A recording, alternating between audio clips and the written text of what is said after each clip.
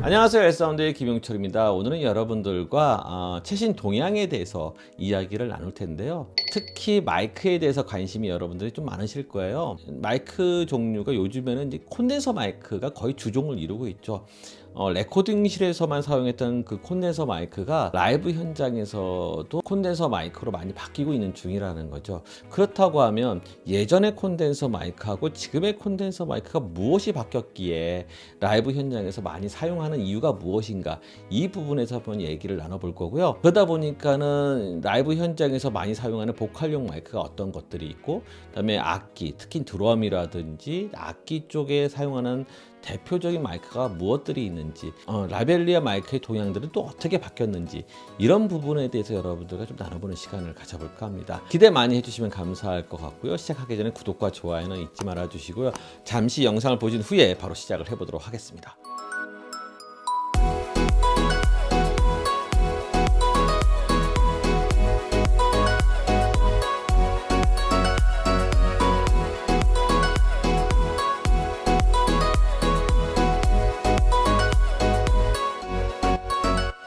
자, 시작을 해보도록 하겠습니다. 자, 콘덴서 마이크의 흐름이라는 것 자체가, 콘덴서 마이크는 사용하기가 좀 어려운 것으로 이제 알고 있었던 거죠. 그 이유가 무엇이었냐면, 콘덴서 마이크 같은 경우에는 기본 예전의 방식의 콘덴서 마이크는 거기 전자 회로가 들어간다라는 거죠. 왜냐면 콘덴서처럼 이 다이아프램하고 이제 백플레이트하고 여기서 이제 왔다 갔다 하면서 전압이 발생을 하게 되고, 그 전압을 가지고 전자 회로적으로 이제 그걸 웨이브폼으로 이제 만들어가는 그 모든 과정들을 자체가 회로적으로 이제 만들다 보니까 충격이 약할 수밖에 없는 거고, 소리의 픽업이 상당히 센서티브하다라는 거죠. 거기다 또 습기에 약할 거고요.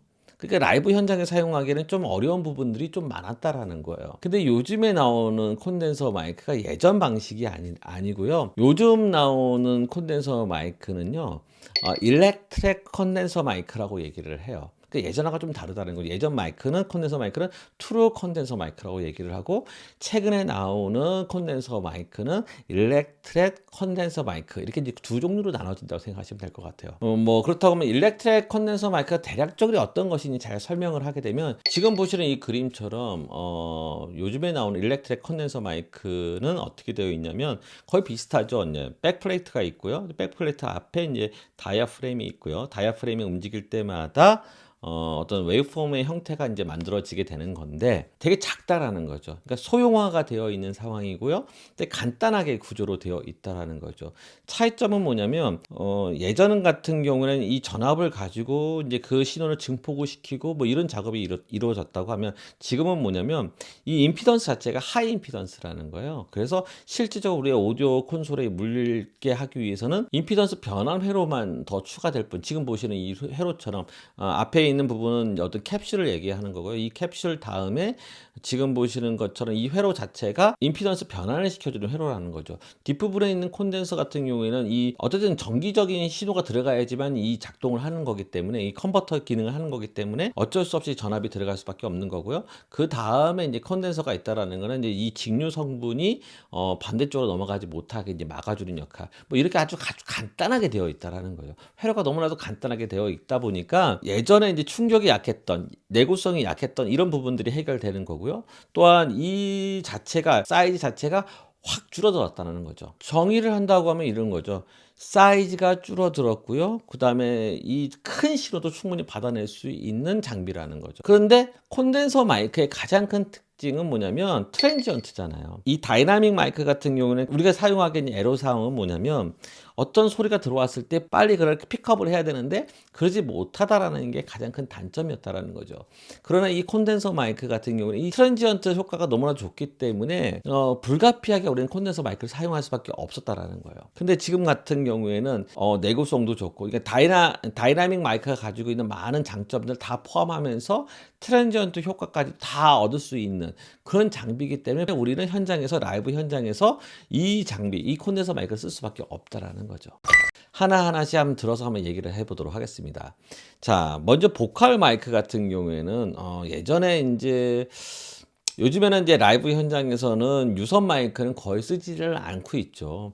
거의 대부분 이제 무선 마이크를 사용하고 있는데 우리가 이제 알고 있는 가장 대표적인 회사가 슈어하고 제나이저였다라는 거예요. 몇 년 전만 해도 이제 슈어 쪽 마이크가 더 인기가 많았어요.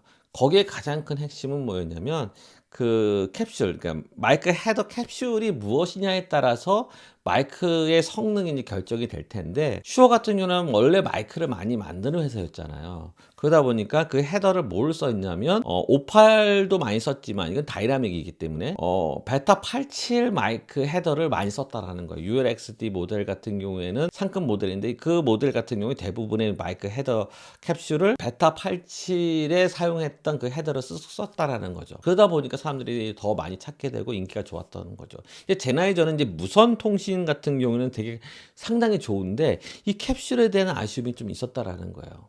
그러다 보니까 항상 뭐 무선에 대한 안정성은 제나이저가 좋지만 그 소리의 픽업 자체는 슈어가 좋다라는 이쪽으로 많이 사람들이 이제 선호를 했던 그 환경에서 포로가 터지고 여러 가지 이제 그 반도체 문제가 터지고 그러다 보니까 수급이 잘 이루어지지 않는 그런 상황 속에서 슈어 쪽 장비들이 공급이 우리나라에 특히 이제 우리나라 같은 경우는 공급이 제대로 이루어지지 못했던 거예요. 그 빈틈을 이용해서 그 제나이저가 마케팅을 열심히 했고 또 어떤 변화가 있었냐면 캡슐을 노이만하고 같이 이제 협업을 한 거예요. 보통 노이만 마이크 같은 경우에는 레코딩실에 많이 써 고가의 마이크를 많이 제조를 했는데 노이만에서 어떤 마이크가 나왔냐면 손을 쥐고 사용하는 이제 마이크지만 정말 좋은 마이크가 나왔던 거예요. 그것이 KSM 104, KSM 105 이 두 모델의 유선 마이크가 나온 거예요. 와, 많은 사람들 사이에서 이제 호평을 받게 되고 많은 사람들이 찾게 되는 그런 이제 마이크가 됐던 거였죠. 근데 이제 실제 우리 라이브 현장에서 유선보다는 무선을 많이 사용하다 보니 캡슐을 노이만에 사용하는 KSM 104, 105 모델의 이제 캡슐로 이제 바꿔지게 되는 거고, TV나 이런 데서 보면 많은 유명 가수들이 많이 사용하고 있는 마이크들이 그 마이크를 이제 보게 된다라는 거죠. 슈어에서도 또 마찬가지 옛날대로 그냥 고집할 수는 없잖아요. 그래서 이제 그 캡슐 자체를 또 좀 상급 모델로 이제 바꾸게 된 거죠. KSM 9HS 뭐 이 모델로 이제 바꾸게 돼서 그 ULX 이제 고급 사양 같은 경우에는 그 캡슐을 선호하는 사람들에게는 이제 그 캡슐을 집어넣어서 이제 판매가 된 거죠. 가격은 상당히 고가이긴 했지만 제나이저하고 비교하면 훨씬 더 메리트가 가격적인 메리트가 있다라는 거죠. 그러다 보니까 요즘에는 또 제나이저에서 슈어 쪽으로 조금 이렇게 넘어오는 이런 느낌, 그리고 또 슈어 쪽에서의 그 유선 마이크 쪽의 납품이 원활하게 지금 또 이루어지고 있거든요. 그러다 보니까 많은 사람들이 많이 관심을 갖고 있는 그런 추세라는 거예요. 이제 드럼 마이크 쪽을 잠깐 또 설명을 하게 되면 예전에는 드럼 마이크를 막 어마어마하게 이제 스탠드를 세워가지고 사용을 했다라는 거죠.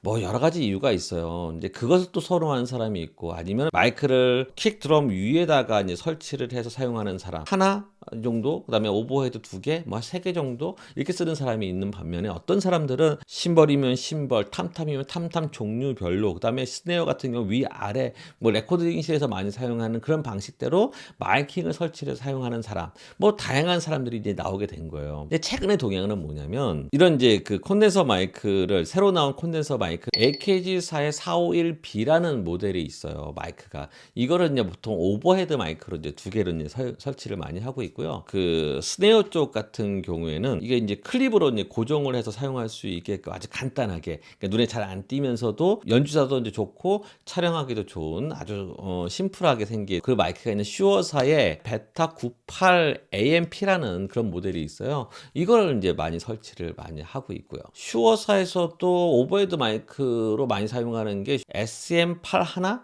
이 모델도 많이 사용하고 있어요. 거의 비슷한 종류라고 생각하시면 될 것 같아요. 드럼 같은 경우에는 이런 효과가 정말 필요하죠. 왜냐면 리듬 악기잖아요. 그러니까 그 리듬을 정확하게 이제 쪼개고 이런 표현이 돼야 되는데 그 트랜지언트 효과를 제대로 표현을 못한다고 하면 문제가 될 수 있다라는 거죠. 그래서 이런 마이크를 선호할 수밖에 없다는, 라이브 현장에서도. 지난번에 이제 색소폰 마이크를 얘기를 하면서 여러분들 고민하지 마시고 요 마이크 사세요라고 얘기를 했던 적이 있어요. 근데 그게 뭐냐면 똑같은 개념이거든요. 이것도 요즘에 나오는 이제 어떤 마이크 형식이죠. 이제 DPA에서 나온 4099 모델이 있어요. 이 제품은 정말 악기 쪽에는 다양하게 사용하는 이제 마이크라는 거죠. 피아노뿐만 아니라 피아노 또 자석 같은 그 이제 액세서리들이 있어요. 이제 거기다 이제 부착을 해서 눈에 띄지 않게끔 잘 이렇게 설치를 하는 경우 아니면 바운더리 마이크 같은 경우도 많이 사용하거든요. 그런 똑같은 개념이에요. 요즘 바운더리 마이크 같은 경우도 되게 작아졌잖아요. 작아지고 픽업 자체가 간단하게 되어 있다라는 거죠. 피아노에 이제 많이 사용하고 있거든요. 마이크를 띄워서 설치를 하게 되면 마이크 스탠드가 필요하고 또 설치를 하게 되면 이게 바운스돼서 들어오는 소리들이 컴필터 효과를 인해 가지고 좀 고역적 소리가 조금 이제 안 좋아지는 경우가 생기거든요. 이런 문제를 해결하기 위해서 이제 바운더리 마이크를 사용한다는 거죠. 뭐 라벨리아 마이크도 마찬가지죠. 예전에는 이제 그 라벨리아 마이크 같은 경우에도 습기라든지 여러 가지 단점들이 많았거든요. 근데 캡슐도 작아지게 되고 그 내구성도 좋아지게 되고 큰 소리도 충분히 픽업이 가능하게 되고 뭐 여러 가지 장점이 있기 때문에 라벨리아 마이크를 많이 사용하고 있다라는 거죠. 이런 식으로 이제 마이크의 종류의 변화가 모든 영역에서 다 이제 콘덴서 마이크 종류로 다 바뀌고 있다라는 거예요. 뭐 심지어 콤보 마이크 같은 경우에도 이제 워낙 캡슐 자체가 작아지니까 하나의 마이크지만 캡슐을 두 개를 집어넣는 거죠. 그러니까 로 쪽에 있는 캡슐, 하이 쪽에 있는 캡슐을 이제 두 개를 잡아서 받는 경우도 많고요. 그런 여러 가지 이점이 있기 때문에 이런 마이크들이 계속 나오고 있는 추세라는 거죠. 자, 오늘의 이야기는 어떻게 보면 동향에 대해서 여러분들에게 잘 설명을 했어요. 마이크의 동향이 예전과 지금은 많이 바뀌었다.